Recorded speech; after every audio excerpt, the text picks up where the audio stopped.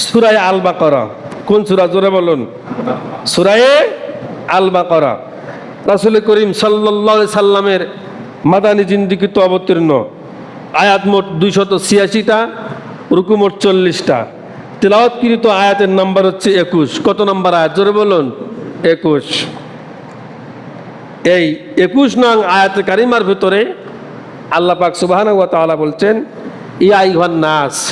সুবহানাল্লাহ বলেন, ইয়া আইয়ুহান নাস। আল্লাহ কিন্তু বলেন নাই ইয়া আইয়ুহান আওয়ামী লীগ বলেছেন, ইয়া আইয়ুহান বিএনপি, জামাত ইসলামী, শাসনতন্ত্র, না। আল্লাহ কিন্তু কাউকে এখানে ইন্ডিকেট করে হলো বলেন নাই। আল্লাহ তাআলা ইয়া আইয়ুহান নাস বলতে সমগ্র তাম পৃথিবীর মানুষদেরকে বুঝিয়েছেন। সুবহানাল্লাহ জোরে বলেন। এর মধ্যে ইহুদি আছে, খ্রিস্টান আছে, নাসারা আছে, পাদ্রী আছে, সাঁওতাল আছে, গোটা জাতি বর্ণ ধর্ম নির্বিশেষে তাম পৃথিবীর লোকদেরকে আল্লাহ তাআলা ইন্ডিকেট করে হলো বলছেন, ইয়া আইয়ুহান নাস, হে মানব সকল, হে মানুষ শোনো, উবুদু রাব্বাকুম। আল্লাহু আকবার জোরে বলুন।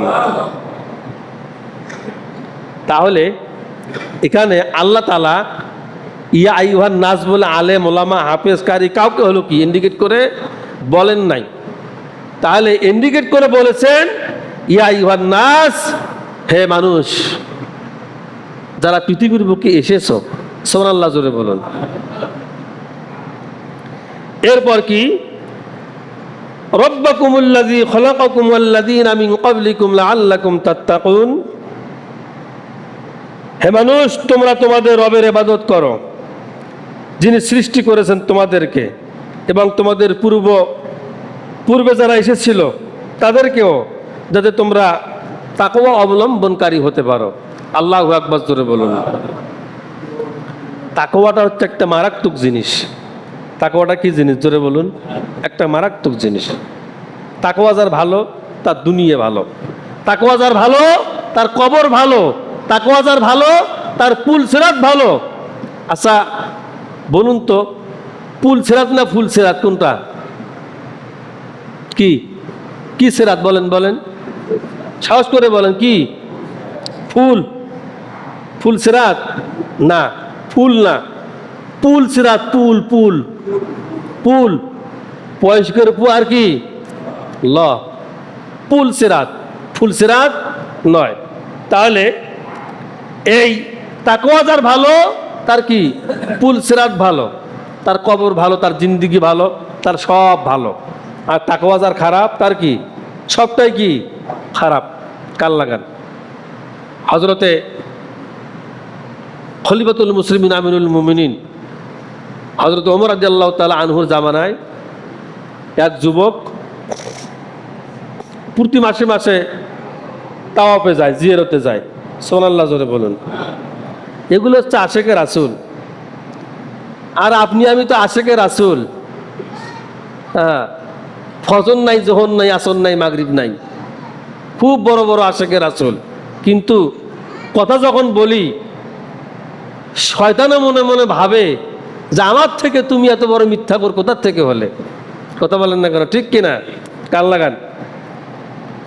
ওমর রাদিয়াল্লাহু তাআলা আনহু তার শাসন আমলটা এত সুন্দর ছিল, এত ভালো ছিল। বাঘে আর বকরি, বাঘে আর কি বকরি সম্পর্ক ভালো না খারাপ? খুব ভালো মনে হয়। তাহলে বাঘে আর বকরি একে ঘাটে পানি খেয়েছিল, কিন্তু বাঘের শক্তি হয়নি যে এই অসহায় ছাগলের উপরে নির্যাতন করার।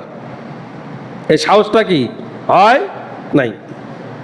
রাজ্য চালাচ্ছেন রাসূলুল্লাহর সাহাবী, নাম কি? জোরে বলেন। হযরতে ওমর রাদিয়াল্লাহু তাআলা আনহু। এই শোনেন, আপনারা যারা বয়োবৃদ্ধ মানুষ, যারা যুবক মানুষ, যদি কথা না বলেন আল্লাহ কিন্তু বেজার হবে। আল্লাহ কি হবে? জোরে বলেন। আল্লাহ বেজার হবে। কথা বলেন। ইয়েস অথবা নট হলে বলেন। আপনার এই বাক্যটাকে আল্লাহ তাআলা সাক্ষী রেখে দিবে। সুবহানাল্লাহ জোরে বলুন। এটা ক্লাস হচ্ছে, ক্লাস। বোঝেন না আপনারা? একটু নিজেকে সচেতন করে মনোযোগ সহকারে শুনে যান। হতে পারে এই শোনাতে বলাতে আল্লাহ তাআলা এটাকে উসিলা করে আপনাকে আমাকে কিয়ামতের ময়দানে নাজাত দিয়ে দিবেন। সুবহানাল্লাহ জোরে কোন। খলিফাতুল মুসলিমিন আমিরুল মুমিনিন হযরত ওমর রাদিয়াল্লাহু তাআলা আনহুর কাছে 4 জন যুবক এসেছে। সুবহানাল্লাহ জোরে বলুন। কয় যুবক? 4 জন যুবক। দেখুন তাকওয়া কাকে বলে, তাকওয়া কি জিনিস।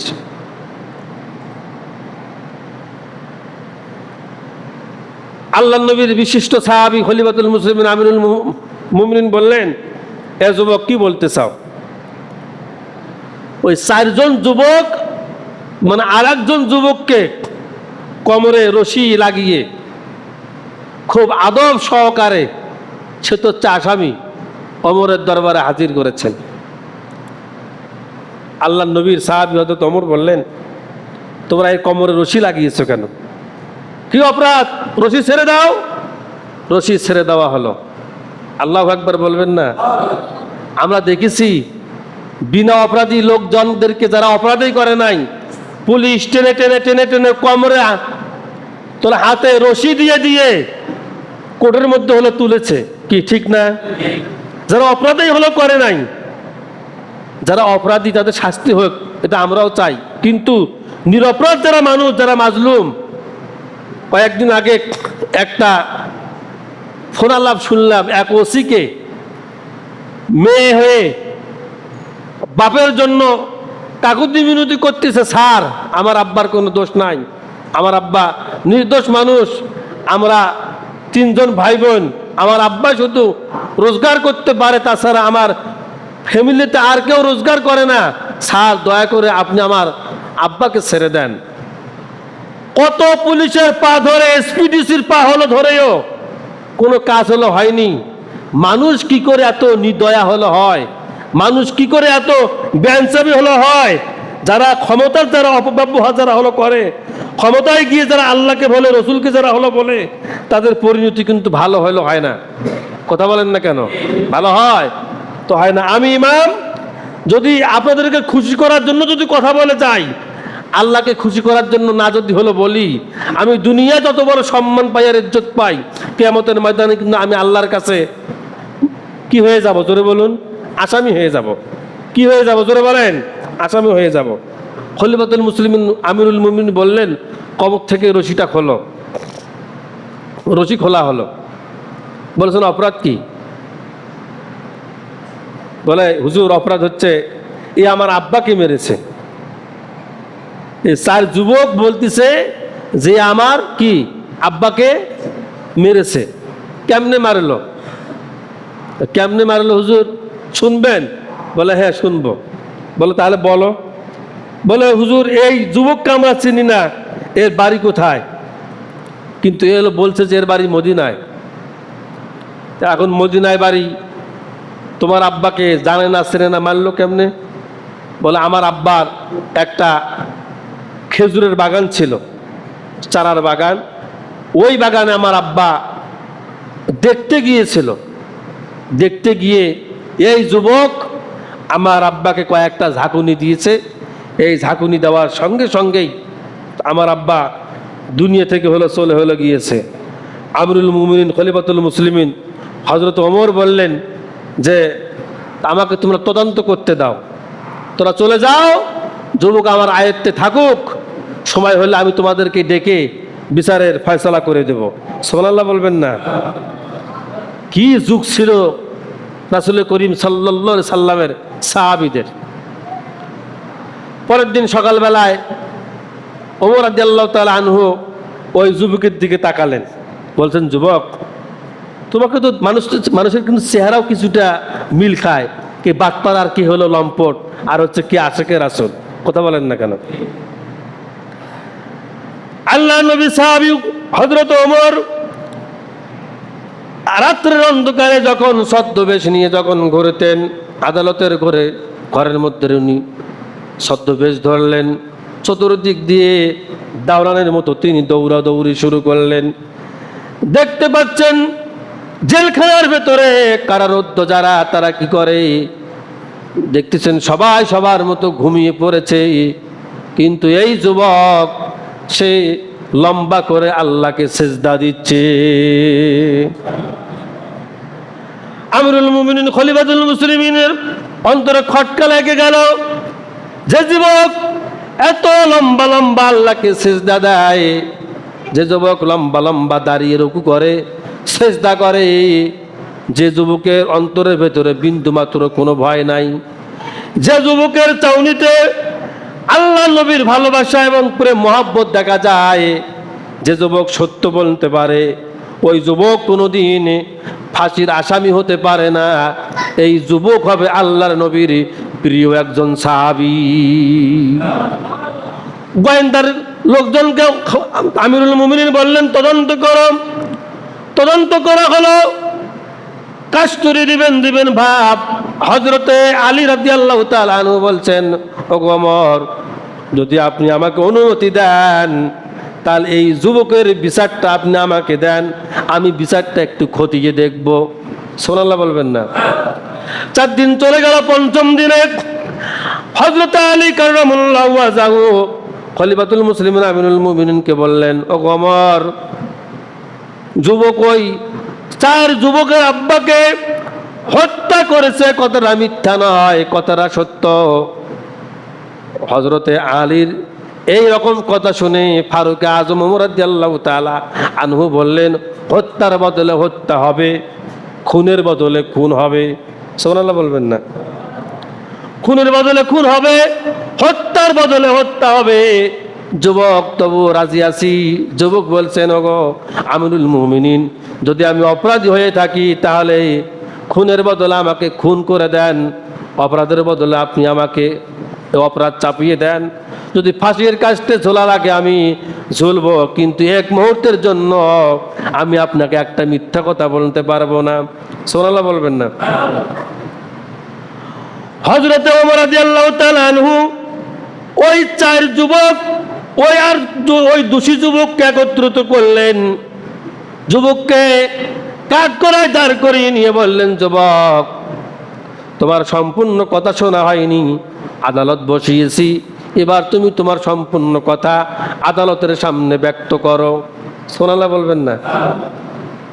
সেই যুগের আদালত আর এই যুগের আদালত, কথা বলেন না কেন? টাকা ছাড়া উকিল কথা কয় না, অথচ লম্বা লম্বা দাড়ি, লম্বা দাড়ি, 5 ওয়াক্ত নামাজও পড়ে, রমজান মাস আসলে টাকা টেবিলের তল নিয়ে দিয়ে হলো ডয়ারে নেয়। এমন লোক দেখেন নাই?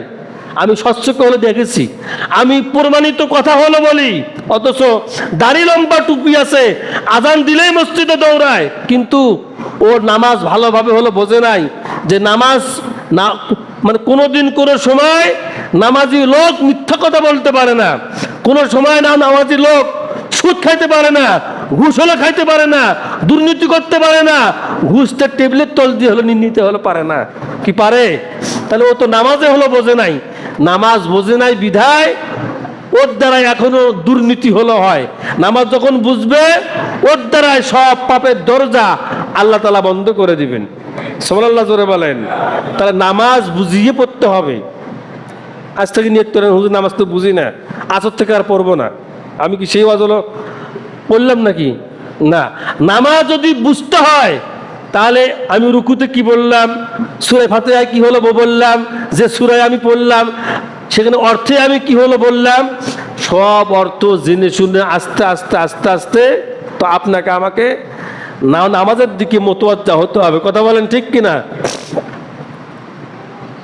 যুবককে দাঁড়িয়ে নিলেন আল্লাহর নবীর সাহাবী ওমর রাদিয়াল্লাহু তাআলা আনহু বলছেন, এ যুবক এবার বলো তুমি কি জন্য ওই বয়োবৃদ্ধ লোককে তুমি হত্যা করেছ?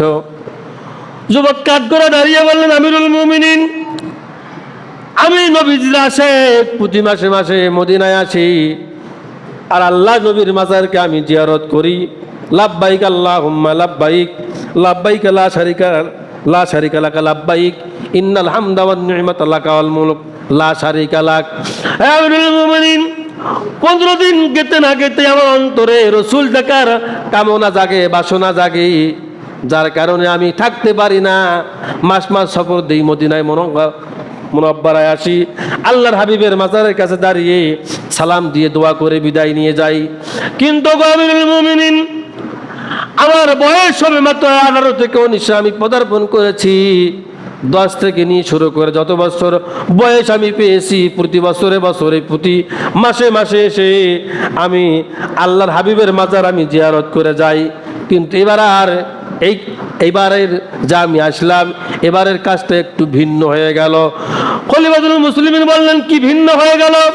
ওগো নবীর সাহাবী, আমি আল্লাহ নবীর মাজার জিয়ারত করার পর হাঁটি হাঁটি পা পা করে আমি সালাম দিয়ে আমার যানবাহনটা উট্টা নিয়ে যখন আমি নবীজির মাজার ত্যাগ করা আমি শুরু করতেছিলাম, তখন আমার মনটা আমি মনে মনে বলতে চাইলাম, আমার মনটা বারবার বলতে লাগলো, এ যুবক আশেকে রাসূল, বাড়িতে গিয়ে কি লাভ?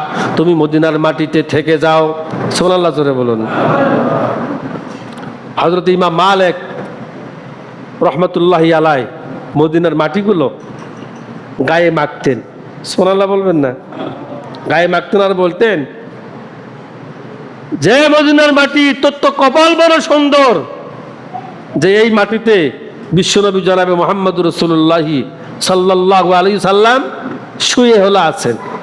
এরকম করে শরীরে মাটিগুলো শরীরে মাখতেন আর কন্দন হলো করতেন। লোকজন হলো বলতেন, মালিক এত কান্দ কেন? বলি, আমি কি এমনি কান্দি? এই মাটিতে স্বয়ং বিশ্বনবী জনাবে মুহাম্মদুর রাসূলুল্লাহি সাল্লাল্লাহু আলাইহি সাল্লাম শুয়ে আছেন জন্যই তাম পৃথিবীর মাটির চাইতে মদিনার মাটির মূল্য আল্লাহর কাছে অনেক বেশি।